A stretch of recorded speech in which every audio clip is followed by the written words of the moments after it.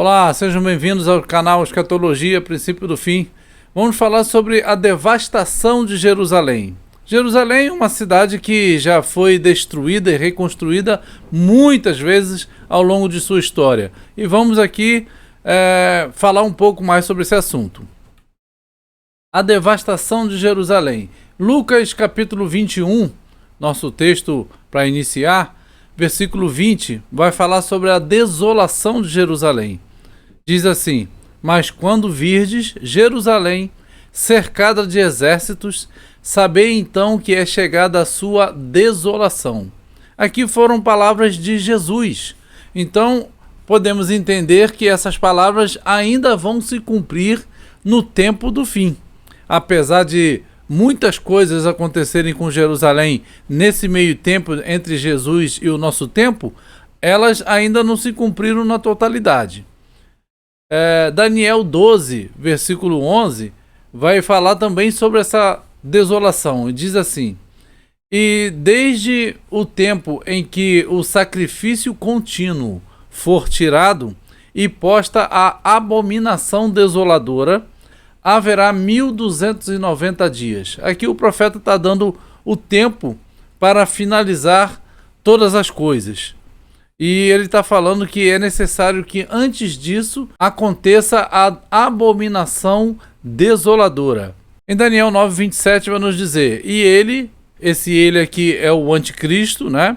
Ele firmará aliança com muitos por uma semana. Aqui não está necessariamente dizendo que é entre Israel e outra nação. Está dizendo que ele fará aliança com muitos por uma semana, né? Uma semana profética, 7 anos. E na metade da semana, ou seja, com 3 anos e meio, fará cessar o sacrifício e a oblação. Não está necessariamente dizendo que quebrará essa aliança com muitos. Está dizendo que ele vai cessar o sacrifício e a oblação.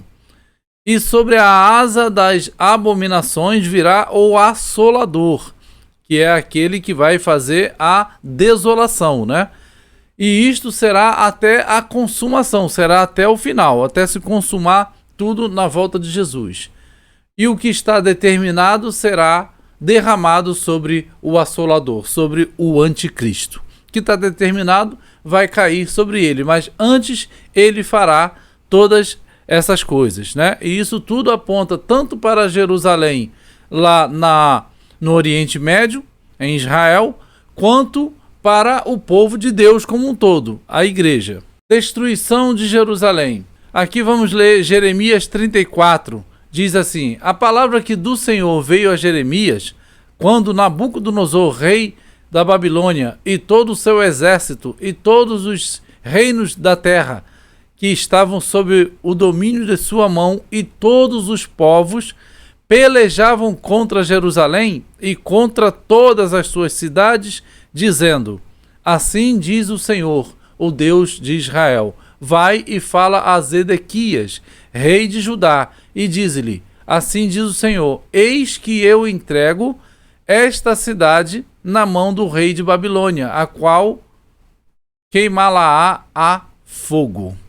Então, aqui por conta da desobediência, da quebra da aliança que o povo fez com Deus, Deus entregou na mão do rei da Babilônia, na mão de Nabucodonosor, e disse que ele a queimaria. Mais um pouco adiante desse capítulo 34, Deus diz que faria isso porque o povo não obedeceu a sua ordem de, a cada 7 anos, eles libertarem os seus escravos, libertarem os seus servos que o serviam em suas casas. Então, eles não fizeram isso. Mas, após receber essa palavra, eles libertaram seus escravos, naquele tempo ali de Jeremias. Porém, se arrependeram e tomaram de volta os seus escravos, pensando, já que Deus não trouxe logo a destruição rápida, então vai ver que ele se arrependeu. Posso trazer de volta os meus escravos. De novo, eles fazendo aquilo que era mal diante de Deus. Então Deus resolve realmente fazer a destruição através do rei Nabucodonosor. E aqui, Jeremias 44, versículos 6 e 22 diz: derramou-se, pois, a minha indignação e a minha ira, e acendeu-se nas cidades de Judá e nas ruas de Jerusalém, e elas tornaram-se em deserto e em desolação, como hoje se vê. De maneira que o Senhor não podia por mais tempo sofrer a maldade das vossas ações, suportar essas maldades por muito tempo mais, né? As abominações que cometestes, por isso se tornou a vossa terra em desolação, e em espanto, e em maldição, sem habitantes, como hoje se vê. Então, aqui é o tempo de Jeremias em que Nabucodonosor levou cativo para Jerusalém os habitantes ali de Jerusalém. Eles foram escravos por 70 anos lá na Babilônia. Porém, isso está apontado para algo que também vai acontecer de novo no futuro. Então, a palavra de Deus, ela vai como um ciclo, né? E ela vai como ali repetições. Vai acontecendo como uma sombra e se repete lá na frente em definitivo. Fugir para os montes. Essa foi a ordem que Jesus deixou no tempo que ele esteve aqui na terra, falando com seus discípulos. Então, os que estiverem na Judéia, fujam para os montes. Os que estiverem no meio da cidade, saiam. E os que nos campos, não entrem nela. Veja que a ordem é para maciçamente sair das cidades, ir para os campos, ir para os montes, né? Lucas 21, 21. E ali nós marcamos também um texto de Gênesis 19, que é o momento da destruição de Sodoma, Gomorra, Zeboim e Admar. 4 cidades foram destruídas. Eram 5 no plano inicial do Senhor. Porém, a 5ª cidade foi a cidade de Zoar, que o seu nome significa pequena. Esta cidade foi onde Ló pediu que eles pudessem ir, ele e suas filhas. Então esta cidade não foi destruída, foi cortada do plano da destruição. Então aqui os anjos dizem para eles: capa por sua vida e vai para o monte. Porém, ele pergunta ao anjo assim: eu posso ir para aquela cidadezinha ali? Porque não vai dar tempo, ele devia estar pensando, né, de subir até, né, o cume do monte e a destruição cairá sobre mim. E aí o anjo concorda e diz: vai para lá, não vou destruir essa cidade porque você está indo para lá. Mas vai rápido, porque eu não posso começar a destruição enquanto você não estiver em segurança. Veja aqui o cuidado de Deus, né? E isso aponta para o fim dos tempos. Aponta que o povo de Deus será protegido da destruição vinda das pragas do Senhor. Porém, não será protegido da perseguição do anticristo, né? Muitos morrerão, muitos serão presos, outros estarão no deserto, longe da vista da serpente. Então aqui na destruição de Sodoma e Gomorra, na vida de Ló, está fazendo ali uma sombra do que acontecerá também no futuro. E aqui o versículo 30 vai dizer que Ló subiu de Zoar. Logo após a destruição de Sodoma e Gomorra, ele subiu e habitou no monte, porque ele tinha medo de continuar ali em Zoar, né? Porque o povo era um povo complicado, por isso ela estava também na lista das cidades. Sair da cidade. Sair da cidade é uma ordem que a Bíblia vem dando, né? Desde que Jesus fala lá, fugir para os montes e tal.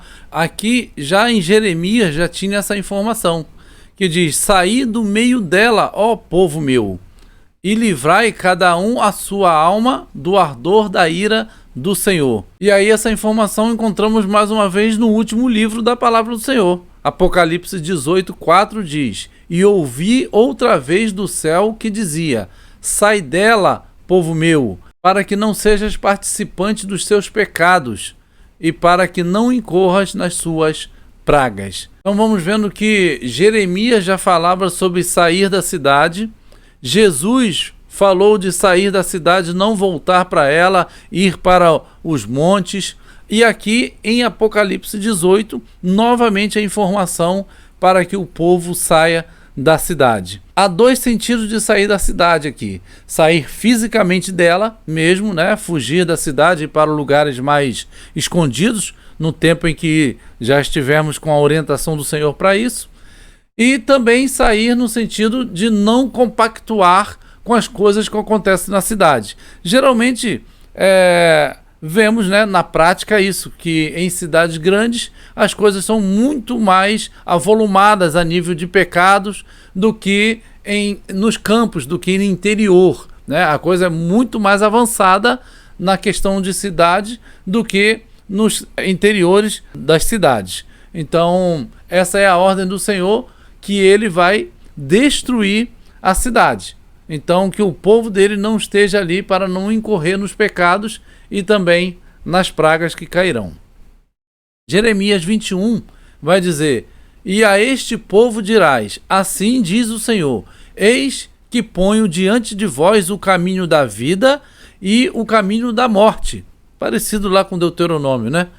O que ficar nesta cidade há de morrer à espada, ou de fome, ou de pestilência, mas o que sair e se render aos caldeus, que vos tem cercado, viverá, e terá a sua vida por despojo. Veja que escolha que Deus deu, né?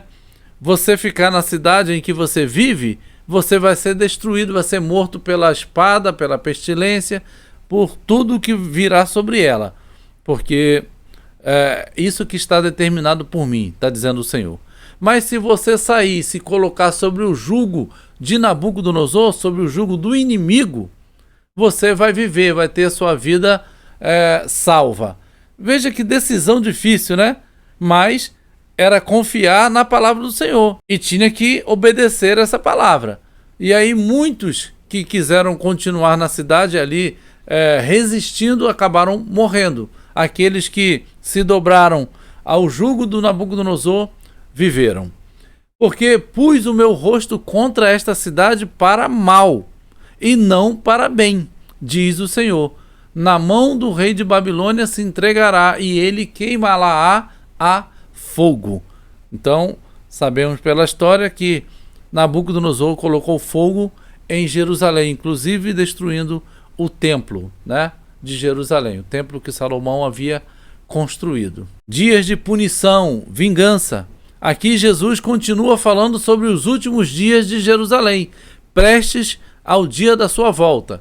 Porque dias de vingança são estes, para que se cumpram todas as coisas que estão escritas. Lucas 21, 22. Ali Jesus estava falando tanto sobre o ano 70, a destruição do templo de Jerusalém, tudo ali, quanto mais ainda a destruição no final dos tempos pelo anticristo.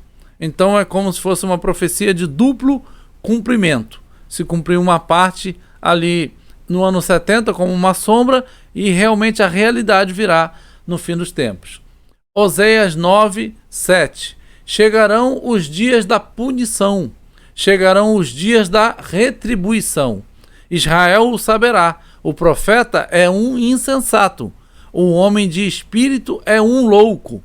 Por causa da abundância da tua iniquidade também haverá grande ódio sobre a cidade, sobre Jerusalém, né? É isso que a profecia aponta. A destruição do Senhor. Aí o Senhor Jesus continua, versículo 23 de Lucas 21. Mas ai das grávidas e das que criarem naqueles dias, porque haverá grande aperto na terra e ira sobre este povo. A mesma ira que está aqui mencionada em Oséias, né? Haverá grande ódio, haverá grande ira sobre este povo. Tudo o que está escrito. Também o Senhor fará vir sobre ti toda a enfermidade e toda a praga que não está escrita no livro desta lei, até que sejas destruído. Deuteronômio 28, 61. Deuteronômio, ele vai ter ali poucos versículos, eu acho que uns 15, se não me engano, de bênçãos, e mais do que o triplo, se eu não me engano, de maldição. Então, muito mais maldição cairá sobre aquele que desobedece o mandamento do Senhor do que bênçãos.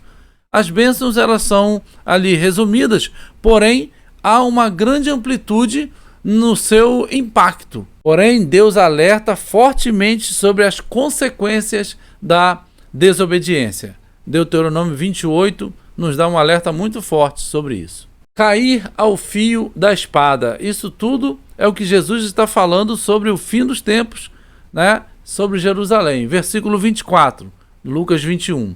E cairão ao fio da espada, e para todas as nações serão levados cativos. Aqueles que sobreviverem serão levados escravos. E Jerusalém será pisada pelos gentios, até que os tempos dos gentios se completem. Até que o tempo, né, o número de dias ou número de anos determinado pelo Senhor seja completado, Jerusalém será pisada pelos gentios. E isso também está escrito em Apocalipse 11, versículo 2, que diz: e deixa o átrio que está fora do templo e não o meças, porque foi dado às nações, aos gentios, e pisarão a cidade santa por 42 meses. Então Lucas e Apocalipse se complementam. Jesus está falando que a cidade será pisada pelos gentios, será destruída. E pode estar ali se referindo a duas frentes nessa profecia. Uma delas, a própria cidade geográfica ser pisada por exércitos, né, inimigos, lá em Jerusalém, em Israel, mas também pode estar falando do povo santo, a igreja, que estará sendo pisada, o corpo, né? Estará sendo pisado ali como o átrio. E deixa o átrio que está fora do templo, não meças. O átrio, que simboliza o nosso corpo, que é templo do Espírito Santo, esse é dado para ser pisado pelos gentios, ser punido, ser ali uma perseguição ferrenha, né? Até morto. Então tem essas duas óticas sobre essa profecia. Jeremias 20, versículo 4 vai dizer: porque assim diz o Senhor, eis que farei de ti um terror para ti mesmo e para todos os teus amigos. Eles cairão à espada de seus inimigos, e teus olhos o verão. Entregarei todo o Judá na mão do rei de Babilônia. Ele os levará presos à Babilônia e feri-los-á a espada. Veja que sentença, né, que Deus está dando. E aqui Nabucodonosor, ele faz o papel como se fosse o anticristo do fim dos tempos. E veja que é Deus que está trazendo aqui Nabucodonosor contra a cidade de Jerusalém. E ao mesmo tempo, outro versículo vai dizer sobre o anticristo que Deus põe um anzol no nariz dele e puxa contra Jerusalém, para que faça aquilo que está determinado, e depois Deus agirá contra ele. E ali Zacarias 12, 3, ainda falando sobre o mesmo momento de Jerusalém, diz: e acontecerá naquele dia que farei de Jerusalém uma pedra pesada para todos os povos. Todos os que a carregarem certamente serão despedaçados, e ajuntar-se-á contra ela todo o povo da terra. Veja que ao mesmo tempo que Deus está dizendo que isso vai acontecer, ao mesmo tempo, em outro texto, ele vai dizer que é ele mesmo que ajunta os povos contra Jerusalém, e depois ele mesmo dá a sentença contra esses povos. Ou seja, Deus age com justiça nos dois lados. Sinais cósmicos. Agora, a profecia de Isaías vai falar sobre estrela, sol e lua. Então começa ali no versículo 10 do capítulo 13.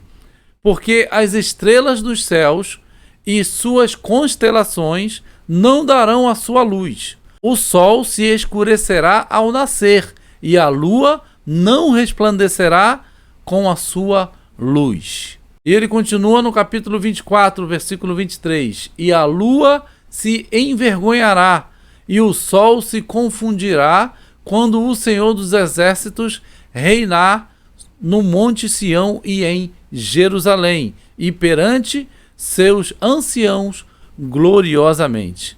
Então, mais uma vez falando sobre os astros celestes, né? Ainda em Isaías, agora 34, versículo 4.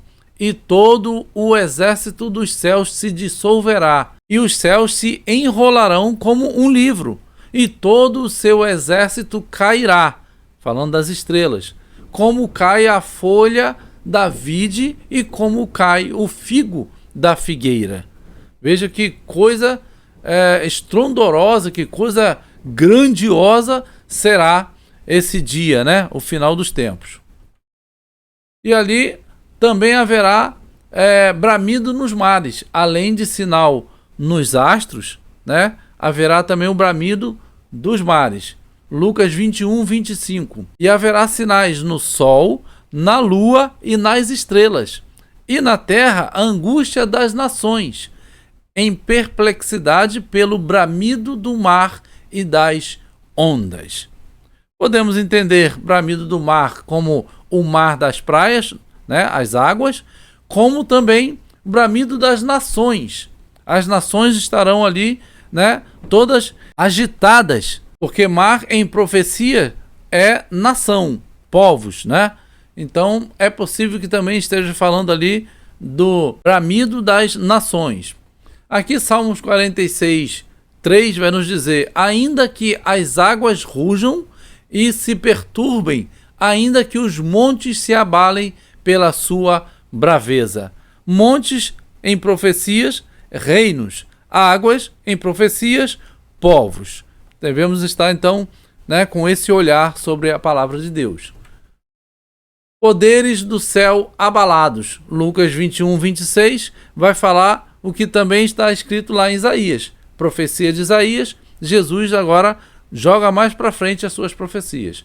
Homens desmaiando de terror, na expectação das coisas que sobrevirão ao mundo, porquanto as virtudes do céu serão abaladas. Mais uma vez falando sobre essa situação. Joel 2:10. Diante dele tremerá a terra, abalar-se-ão os céus, e o sol e a lua se enegrecerão, e as estrelas retirarão o seu esplendor.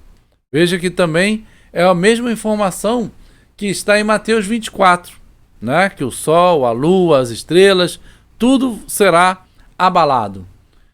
Ali, agora Lucas 21, 27 e 28 já vai chegar ao ponto da volta de Jesus. E diz: então verão vir o Filho do Homem numa nuvem, com poder e grande glória. Ora, quando estas coisas começarem a acontecer, olhai para cima e levantai as vossas cabeças, porque a vossa redenção está próxima. Então, quando essas coisas começarem a acontecer, é para nos alegrarmos, apesar da tristeza que estaremos vivendo. Isto porque no fim dos tempos, nós estaremos em perseguição ferrenha sobre nós, porém, sabendo que dali a pouco tempo teremos a nossa redenção, o tão esperado dia, né? A volta de Jesus, onde estaremos com ele para todo sempre. Por isso diz: levantai as vossas cabeças, porque a vossa redenção está próxima. E ali Daniel 7,13 vai dizer: eu estava olhando nas minhas visões da noite, e eis que vinha nas nuvens do céu um como o Filho do Homem, a mesma informação que Jesus deu em Lucas 21. E dirigiu-se ao ancião de dias e o fizeram chegar até ele. É o momento em que Jesus se apresenta ali diante de Deus para ter a liberação para vir para a terra. É o dia da sua volta. Então ele se apresenta diante do ancião de dias. O ancião de dias aqui é uma representação do próprio Deus, o Deus Pai, né? E aqui é já o derradeiro dia para a volta de Jesus. Em Lucas 1,68 vai dizer: bendito o Senhor Deus de Israel, porque visitou e remiu o seu povo. A redenção, né, acontece lá na primeira vinda de Jesus, né, quando ele já dá palavras de vida eterna.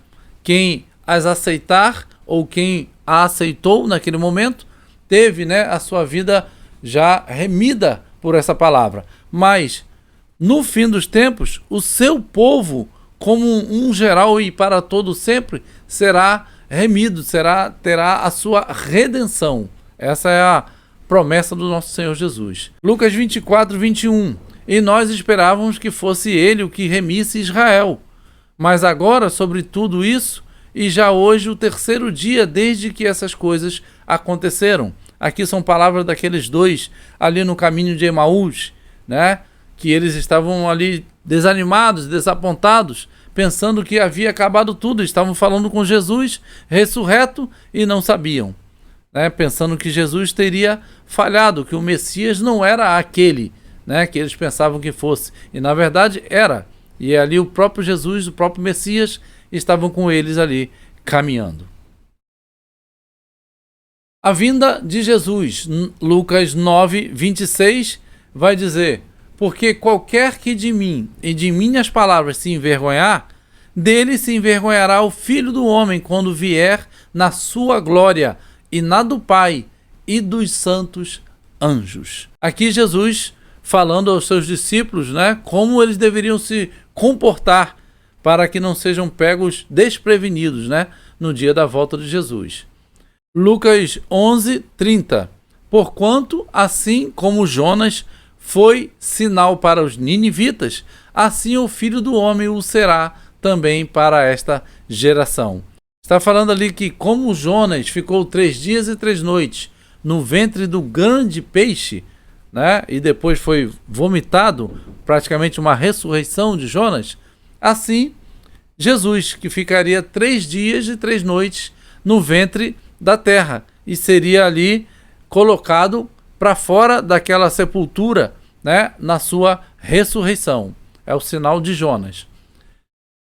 Lucas 12, 8 e 40 diz: e digo-vos que todo aquele que me confessar diante dos homens, também o Filho do Homem o confessará diante dos anjos de Deus. Portanto, estai vós também apercebidos, porque virá o Filho do Homem a hora que não imaginais. Ou seja, temos que estar sempre vigilantes. Não sabemos o dia que Jesus vai voltar, a hora que ele voltará ou a hora que iremos até ele. Então temos que estar em estado de vigilância e oração a todo o momento. Ainda sobre a volta de Jesus, Lucas 17, versículo 22 e até alguns outros ali até o 30. E diz: e disse aos discípulos: dias virão em que desejareis ver um dos dias do Filho do Homem e não o vereis, porque ele iria partir, né? Porque como o relâmpago ilumina desde uma extremidade inferior do céu até a outra extremidade, assim será também o Filho do Homem no seu dia. Veja que aqui ele usa o relâmpago como um exemplo do que nós vemos do relâmpago, né? Não está falando ali necessariamente da rapidez do relâmpago. Está falando ali que o relâmpago se mostra no Oriente e até o Ocidente. Isso lá em Mateus 24 está descrito dessa forma. E aqui está falando da iluminação do relâmpago, ou seja, nós vemos essa iluminação, né? E aí ele vai dizer: e como aconteceu nos dias de Noé, assim também nos dias do Filho do Homem. Assim será no dia em que o Filho do Homem há de se manifestar. Então, o que aconteceu nos dias de Noé? Os dias de Noé foi que no dia que caiu o dilúvio, foi o dia que Noé entrou na arca. E a arca foi selada a sua porta por fora. E não houve mais segunda chance àqueles que estavam fora da arca. Então, assim será no dia do Filho do Homem. Estaremos até o finalzinho, a quase sermos engolidos pelo dilúvio dos últimos tempos. Mas no último dia, Jesus nos salvará e destruirá o ímpio que não ouviu a sua voz. Agora, chegando ao final, o último versículo, Lucas 18:8, vai dizer: digo-vos que depressa lhes fará justiça.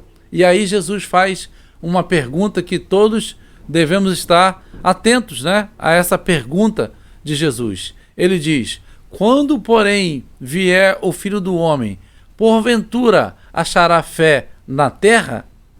Ele está falando da fé genuína nele. Pode até achar fé em outras coisas aí, essa fé em outros deuses, né, entre aspas.